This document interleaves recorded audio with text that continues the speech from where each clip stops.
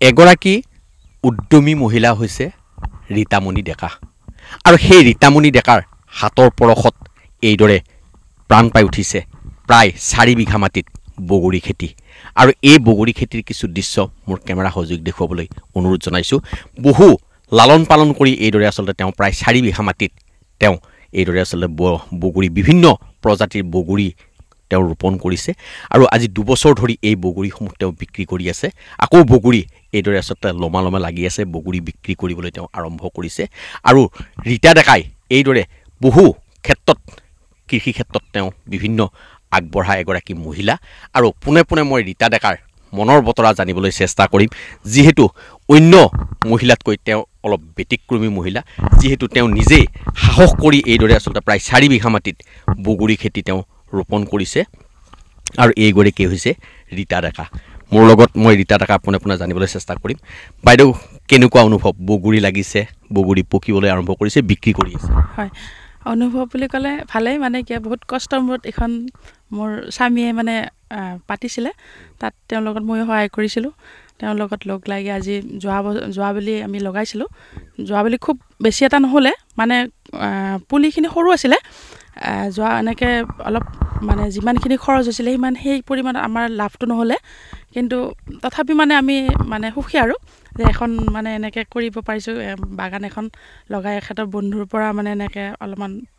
পৰামৰ্শ লৈ কেনেকৈ কি কৰে নকৰে সেইখিনি গোটেইখিনি কৰি কেনে বাগানখন বহুত কষ্টৰ মূৰত কৰি উঠিছে এতিয়া অলপ এইবাৰ ভাল ফল হৈছে বাৰু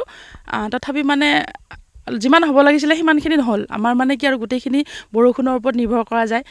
যেতিয়া মানে বগৰী ফুলিবৰ হৈছিলে তেতিয়া কি হ'ল মানে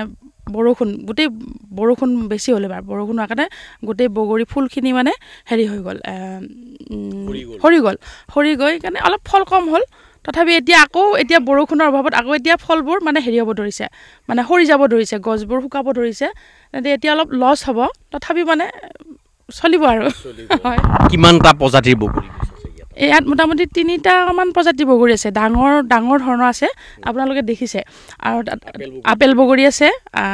আপেল বগৰী আৰু এটা দীঘল চাইজৰ আছে দীঘলীয়া ধৰণৰ আছে আৰু ডাঙৰ আছে এইটো নামটো কি ইমান নাজানো বাৰু আপেল বগৰী বুলিয়ে জানো আৰু তেনেকৈ খেতি কৰিছে মানে কিমানমান টকা আপোনালোকে আহিব যোৱাবেলিটো আমাৰ 35,000 মান আহিছিলে খৰচ যথেষ্ট হৈছে কিন্তু এইবেলি খৰচ হৈছে আমাৰ ইয়াতে কাম কৰা বনোৱা প্ৰায় 3জন মান ডেইলি থাকে তাৰ উপৰিও আৰম্ভণিত মেডিচিন দিব লাগে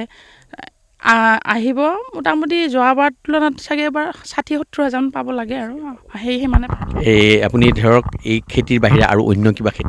খেতিৰ বাহিৰে মানে আমাৰ আছে ওচৰতে এখন চাহপাত বাগান ইয়াতে বাৰু গোটেই মাটিটো আমাৰ নহয় আমাৰ গোটেইকেইজন লিজত লোৱা যায় ভাই ককাই এনেকৈ গোটেইখিনি এনেকৈ চাহপাত বাগান তাৰ মাজে আকৌ তামোলৰ পুলি লগাই দিছোঁ এনেকৈ চলি আছোঁ আৰু বগৰীসমূহ কোনে বিক্ৰী কৰে বগৰীসমূহ মানে হেৰি আহে এই বজাৰ পাইকাৰী আহে তাৰ উপৰিও ময়ো মাজে মানে কি আৰু সময় পালে মই ঘৰৰ মেইন ৰাডাৰ ওচৰতে বিক্ৰী কৰোঁ হয়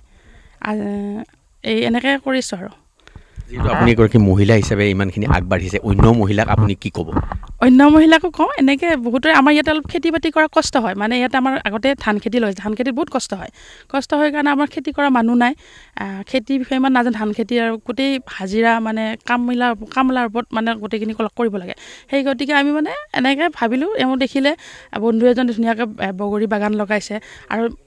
ওচৰে পাজৰে মানে চাহপাত বাগান লগাইছে সেনেকৈ চিন্তা কৰি আমিও এনেকৈ চালোঁ আৰু প্ৰথম অৱস্থাত এনেকৈ পুঁজি নাছিলে বাৰু লোন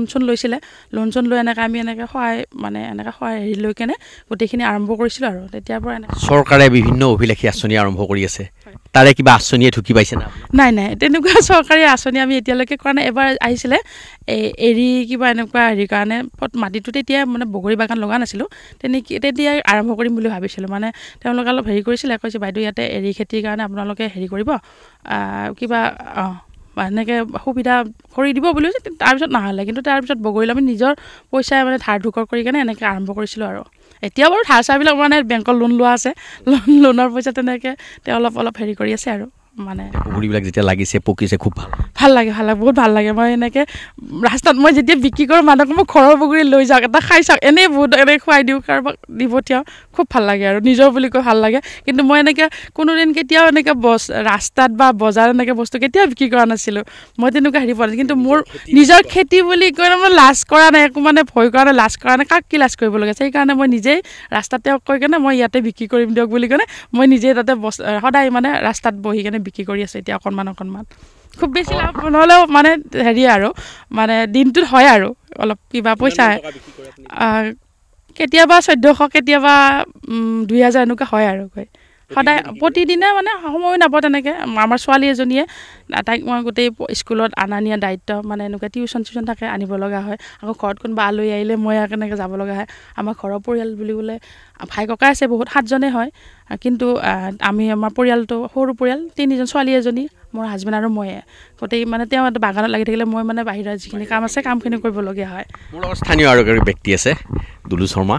কি ক'ব কেনেকুৱা অনুভৱ এজনী সাহসী উদ্যমী মহিলা বুলি ক'ব ধন্যবাদ এই ক্ষেত্ৰত ক'ব লাগিলে তেখেত যি মনোবল লৈ আগবাঢ়ি আহিছে তেখেতে আমি ধন্যবাদ জ্ঞাপন কৰিব লাগিব কাৰণ এনেকুৱা সাহসী পদক্ষেপ এটা যে লৈছে তাৰ কাৰণে প্ৰশংসনীয় আৰু মই ভাবোঁ অন্য মহিলাও যাতে তেওঁৰ দৰে ওলাই আহি এনেধৰণে খেতি বাতি কৰি নিজকে স্বাৱলম্বী কৰাৰ ব্যৱস্থাটো কৰি লয় কাৰণ এতিয়া চাকৰি বিচাৰি হাবাথুৰি খোৱাতকৈ যদি তেনেকুৱা ধৰণৰ এখন ফাৰ্ম খুলি পেলাই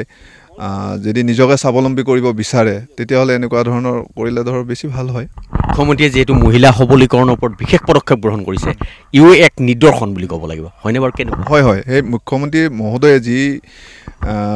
সকলোকে কৈ আছে যে এটা নিজকে স্বাৱলম্বী কৰাৰ কাৰণে মুখ্যমন্ত্ৰী মহোদয়ে বহুত ধৰণৰ আঁচনি দিছে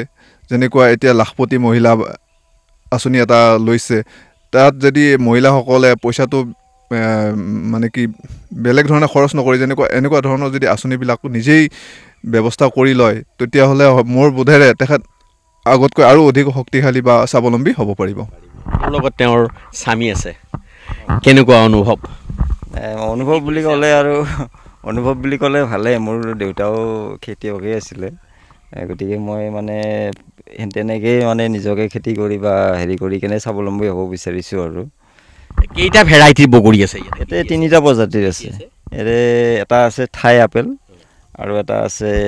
কাশ্মীৰী আপেল আৰু এটা আছে বলচুন্দৰী বুলি কয় মানুহৰ কেনেকুৱা সমাদৰ কেনেকুৱা ভাল ধুনীয়া মানে যোনে খায় সিয়ে মানে কয় আৰু ভাল টেষ্টি কিমানমান টকা উপাৰ্জন ক'ব নোৱাৰিম কাৰণ বিক্ৰী কৰিয়ে আছোঁ এতিয়ালৈকে ধৰক 30,000 মান টকা পালোঁ এইটোতো বৰ্তমান ষ্টাৰ্টিংহে হৈছে গতিকে ক'ব লাখ ক্ৰছ কৰিবও পাৰে নোৱাৰিব পাৰে নাজানো কিন্তু ফলটো যিমান থাকিব লাগিছিলে সিমান বৰ্তমান নাই তাৰমানে বৰষুণৰ পৰিমাণটো যেতিয়া ফুল আছিলে তেতিয়া তাৰমানে বৰষুণৰ পৰিমাণটো বেছি আছিলে কিন্তু তাৰে পিছত আৰু এতিয়া বৰষুণ নাই বস্তুটো শুকাই গৈছে মানে ফলটো সেইকাৰণে হয় এটা কথা ক'ব লাগে মানে বেছিকৈ হ'ব আৰু এইদৰে আচলতে লমালমে এইদৰে এই বগৰীসমূহ 3টা প্ৰজাতিৰ বগৰী ইয়াতে ৰোপণ কৰিছিলে ৰীতা ডেকাই আৰু এইদৰে আচলতে এই বগৰীসমূহ লাগি আছে আৰু যিটো সময়ত মহিলা সবলীকৰণৰ ওপৰত মুখ্যমন্ত্ৰী হিমন্ত বিশ্ব শৰ্মাই বিশেষ ভূমিকা গ্ৰহণ কৰিছে আৰু সেই সময়ত কিন্তু এগৰাকী ৰীতা ডেকা এক ওদালগুৰি জিলাৰ বাবে এক নিদৰ্শন বুলি ক'ব লাগিব এক আদৰ্শস্বৰূপ বুলি ক'ব লাগিব আৰু এইদৰে আচলতে এই চাহ খেতিৰ লগতেই বগৰী খেতিৰ পৰা আৰম্ভ কৰি বিভিন্ন খেতিৰে এক স্বাৱলম্বিতাৰ নিদৰ্শন দাঙি ধৰিছে এইগৰাকী ৰীতা ডেকাই